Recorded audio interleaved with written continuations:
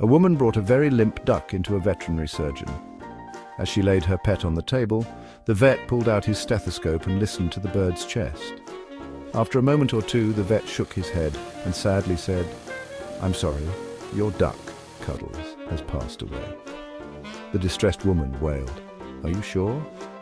"Yes, I'm sure. Your duck is dead," replied the vet. "How can you be so sure?" she protested. "I mean, you haven't done any testing on him or anything. He might just be in a coma or something." The vet rolled his eyes, turned around and left the room. He returned a few minutes later with a black Labrador retriever. As the duck's owner looked on in amazement, the dog stood on his hind legs, put his front paws on the examination table and sniffed the duck from top to bottom.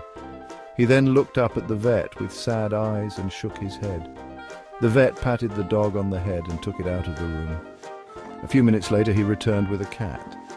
The cat jumped on the table and also delicately sniffed the bird from head to foot. The cat sat back on its haunches, shook its head, meowed softly and strolled out of the room. The vet looked at the woman and said, "I'm sorry, but as I said, this is most definitely 100% certifiably a dead duck."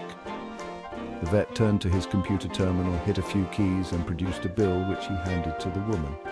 The duck's owner, still in shock, took the bill. $150, she cried. $150 just to tell me my duck is dead. The vet shrugged. "I'm sorry, if you had just taken my word for it, the bill would have been $20. But with the lab report and the CAT scan, it's now $150.